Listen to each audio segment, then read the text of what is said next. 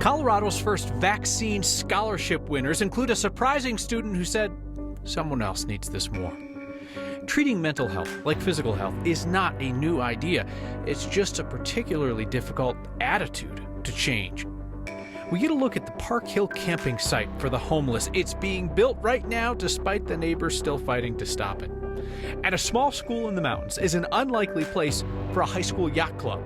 Their competition results show they're no joke. Another reason to be proud of this state and the people in it. Next.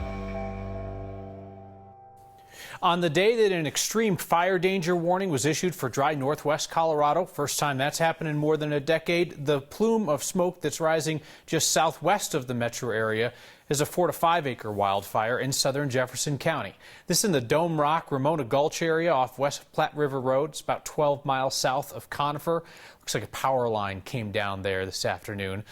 The evacuees are being asked to check in at the Conifer High School. Colorado's first student scholarship sweepstakes today was supposed to have 5 winners. It had 6 because a student from Steamboat Springs who was randomly picked out of the pool of vaccinated teenagers said, you know what? He didn't really need the $50,000 in scholarship money, so he wanted someone else to win it. Toby Morse told our Marshall Zellinger it was a no-brainer. I'm happy that I can use that scholarship fund. There are 6 teenagers on this Zoom call announcing the state's first 5 scholarship winners for kids 12 to 17 who have at least 1 dose of the COVID vaccine. 6 teenagers because Thomas M., who goes by Toby, had his number picked and turned down the scholarship. I would like to think that anybody in my situation would do the same. Toby is headed to Clarkson University in New York to be an engineer. His college is already covered by an academic scholarship and pre-planning by his grandparents. I know there are Coloradans out there who, are maybe going to graduate with student debt, and this $50,000 is going to be a massive burden off their chest. For me, it was just the obvious choice, just to see if they could find someone more deserving and give it to them. That's what the state did. Similar to what we showed you yesterday, the state picks backup numbers just in case the winner, or in this case, 5 winners, have a reason to turn down the prize. Toby and his mom, Meg, do not know which of the other 5 won because of him. No, the only thing we heard was just that when they reached out to the person, they were, had the reaction we were hoping for, which was this makes it really possible, right? Like, this was something that has now made it much easier for me to contemplate the college process. Even though Toby turned down the money, his win shows how the random drawing machine does not care about where you live in Colorado, an issue brought up about the 18 and older $1 million drawing last night on Next. Gary writes in about the state's vaccine sweepstakes. He says, my fear, as random as it all should be, is that all of the winners of the $1 million will be from the Front Range. Toby is from Steamboat Springs. The 5 scholarship winners that took the money are from Mesa County, Centennial, Littleton, Boulder, and Longmont. The winner of last week's $1 million is from Meade. As the governor said, it is totally randomized. I got it, someone in Mesa County got it. Anyone who gets vaccinated can get it. Now, Toby did not get vaccinated because of the contest, and actually his first vaccine dose, Kyle, happened in New Mexico. So for all the doubters out there about the CIIS, the state's sweepstakes website, that's proof that you can be in the database and have your first dose outside of the state. His mom, an educator, hopes the contest will nudge people who are on the fence about vaccinations. There are 156,000 or so 12 to 17-year-olds currently with 1 dose of the vaccine, Kyle, so the odds of winning the scholarship tough, but still exponentially better than the $1 million drawing. And Marshall, this takes me back to some reporting of yours a few weeks ago that people may or may not have seen, which is the idea of, is this incentive really incentivizing people to get the vaccine? And it depends on who you listen to.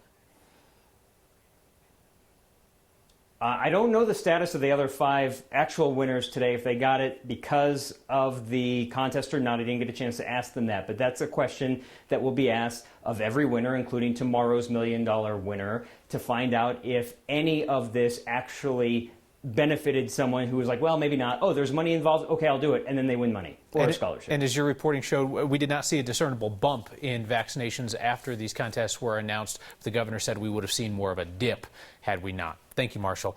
So Marshall was mentioning last night that his vaccine sweepstakes math did not add up, as in the state's number of people in the $1 million pool was not matching the number of adult Coloradans with at least one shot that we report each night. Well, state checked Marshall's math as well and found that it's because the VA patients who have been vaccinated with at least one dose are not included in the statistic on the state's website.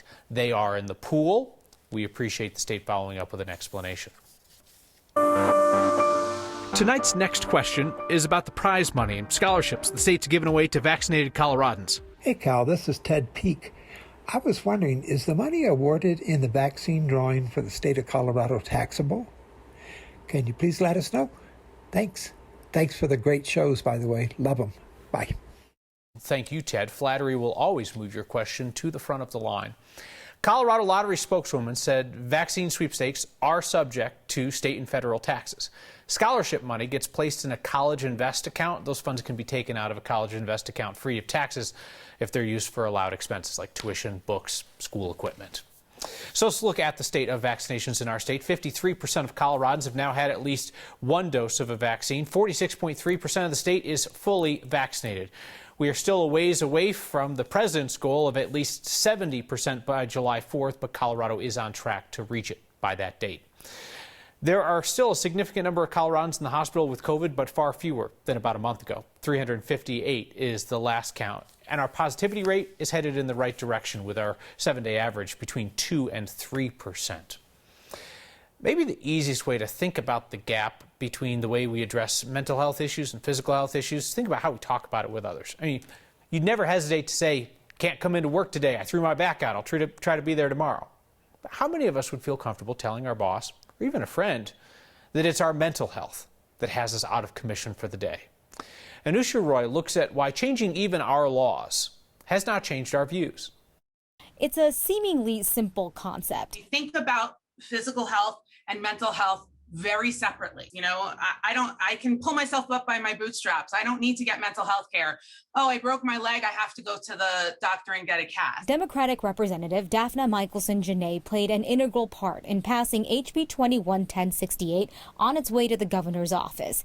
The idea is, in the same way you know who to call when you have a cough, you would also know who to call if you're experiencing things like depression, stress, anxiety. And when you wanted to go every year for your physical, which I hope you do go for a physical every year, at the same time, you would want to schedule your annual mental health wellness exam. Here's the thing. The conversation about leveling the playing field for physical and mental health care goes back decades.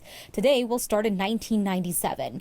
There are several state laws on the books, reinforced by the federal government in 2008, more laws passed at a federal and state level, and then a bill passed in 2019 in Colorado to reinforce the laws that already exist. Aligning state law with federal law. So what's the problem? A lot of the disparity in the way we manage mental health is associated with historical and traditional discrimination. Then there's making sure there are enough behavioral health providers, sorting out reimbursements, coupled with a system that's often set up to intervene during emergencies, not before. For many kids, their first entry into interaction with a mental health care provider is a suicide attempt and the Children's Hospital emergency room. The hope is with the new bill, it'll start to flip that.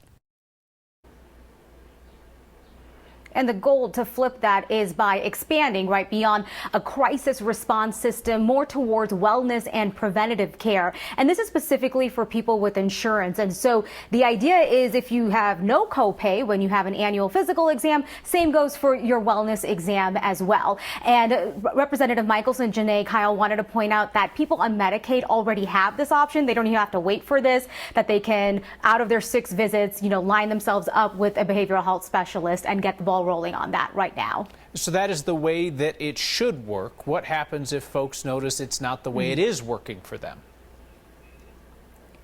Right. I mean, enforcement has been the big question all along the way. And there's been hotlines and websites set up, and the Division of Insurance is supposed to look into these things. So we asked the Division of Insurance, based off of these past laws, have you actually done that? And they said right now they're looking into 4 insurance carriers, kind of comparing their behavioral health services to the physical medical side, how those benefits are comparing. They said they've received 28 complaints so far. Kyle, they said that number is lower than what they've seen in other categories, but they really think that might simply just be because people don't know what their rights are, what protections are in place, and what their access actually looks like to behavioral health help. All the more reason that you're continuing your long-standing coverage of this issue. Keep us talking about so people know what those rights are. Anusha, thank you so much. Colorado's top 2 Republicans in the state legislature say everything's fine. I mean, yes, there were some ultra-conservatives who tried to oust one of them from party leadership within minutes of the session ending this week. And yes, there is a far-right gun rights group that's already threatening to primary the Republican House leader. But those are just tussles among friends in Colorado's legislative minority. What you saw after Tuesday night is actually the coalescence of a caucus that was sort of evenly divided last November, so much less evenly divided now. So be it. There are a lot of personalities in the room. I don't work directly with the House staff, but I can tell you that our staff and Leader McKean's staff are working together more seamlessly than has been the case in the past 4 years, and that's not to disparage Patrick. It's just a fact. Patrick being a reference to the former House Minority Leader Patrick Neville. He was one of those more conservative lawmakers supported by the gun rights group Rocky Mountain Gun Owners. Neville chose not to run for leadership this year. He probably would not have won if he tried, if you look at the votes in the room. Bottom line here, as Democrats hold majorities on both sides of the state capitol and kind of get their way on things, like it or not, Republicans began and ended the legislative session with some very public infighting in the party. Denver's second round of approved camping spaces for the homeless is really the tale of 2 locations in one city. Both host sites this time around are driven by their faith. One sailed to approval and it's already open. The other is being fought by its neighbors. Regis University leaders today officially welcomed nearly 36 people who are living at their site. Facility staffed 24 hours. It can host up to 60 people. Shelter, beds, food, wellness checks, and help finding permanent housing. The president of Regis called it a defining moment for that Jesuit institution. Our research, our teaching, our service are rooted in our neighborhood. We are and want to be the best of neighbors. That site will operate for 6 months, same as the first round of approved camping sites that were both in the Capitol Hill neighborhood. Handful of neighbors in Park Hill are continuing to say, not in my backyard, while another one of those camping sites has already been set up in the backyard of Park Hill United Methodist Church. The site is being completed as a neighbor's appeal to the city, then they may sue over it again.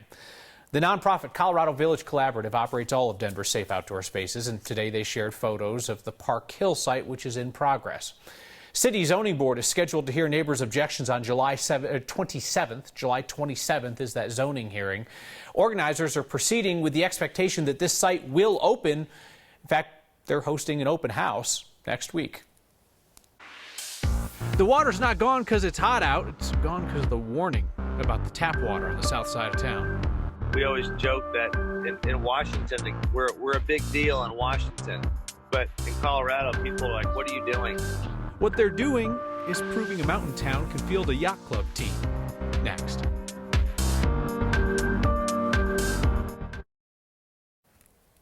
Bottled water appears to be selling well in Castle Rock and nearby, probably because Castle Pines North is telling people to boil their water. The chlorine injector went out there on Tuesday. They lost pressure yesterday. So it is boiled or bottled water for people in Castle Pines North through at least Saturday morning, till they're sure there aren't wee beasties in the water.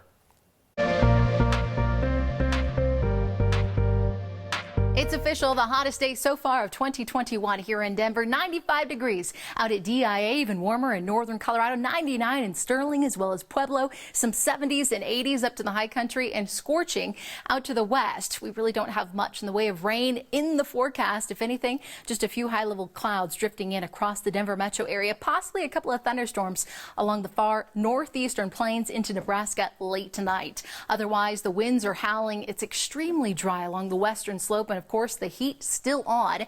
This red flag warning going until midnight tonight. Good news is we have a cold front that will push through late this evening into early tomorrow morning. That will help to cool us off. ever so slightly, but this ridge of high pressure, that builds back in just in time for the weekend. Tomorrow, enjoy the sunshine and the seasonal temperatures in the lower 80s. We'll be in the upper 70s, low 80s across the northeastern plains, and a brief break up into the mountains with 60s and 70s. The 90s return in time for the weekend. Right now, I have the temperatures continuing to climb close to triple-digit heat next week with a couple of isolated storms next Wednesday and Thursday. The most Colorado thing we saw today is two wheels on two wheels. Bike on a moped. For the commuter who wants to get everywhere on two wheels but does not always want to expend a lot of effort doing it. Bob spotted this in Denver and it spoke to him. Send us the most Colorado thing you saw today. Email next at 9news.com or give us a shout with the hashtag HeyNext. Tough kids from a small mountain town are making a name for themselves off the coast of Washington State. People know about the team from Bailey, Colorado. Quite a reputation. And a sign that's very hard to believe. Next.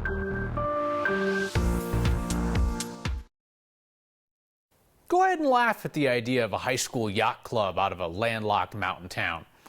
You can laugh and lose to the Platte Canyon High School Yacht Club. The unlikely crew we followed for years is still competing in ridiculously tough boat races out of state, and they're getting better. Bailey is a real mountainous town. Just rocky cliffs and forests.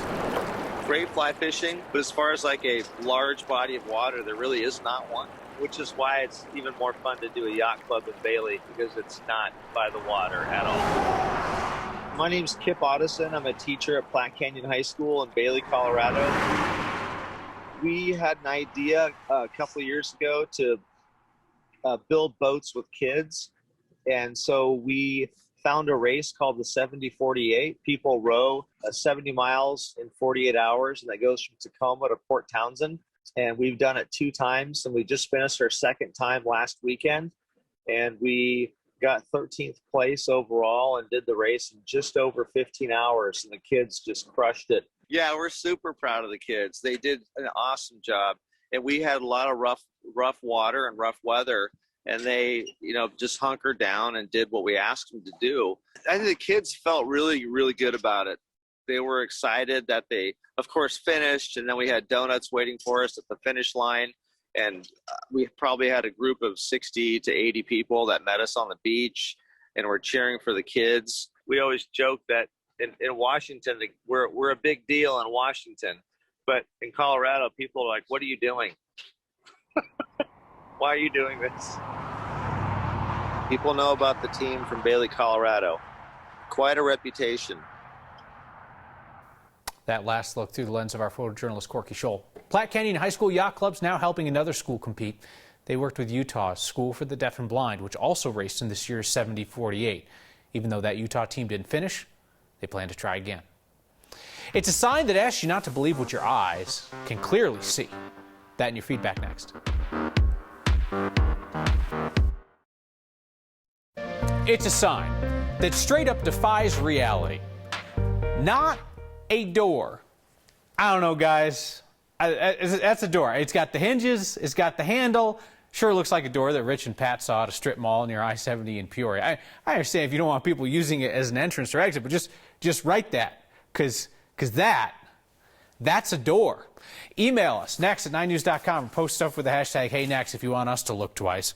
We got a text message tonight about the Park Hill city-approved outdoor camping space. The person says only some of the neighbors are fighting the homeless camp. We're neighbors. We support it. That's right. There's thousands of people in Park Hill. There's like 5 or 6 on the lawsuit.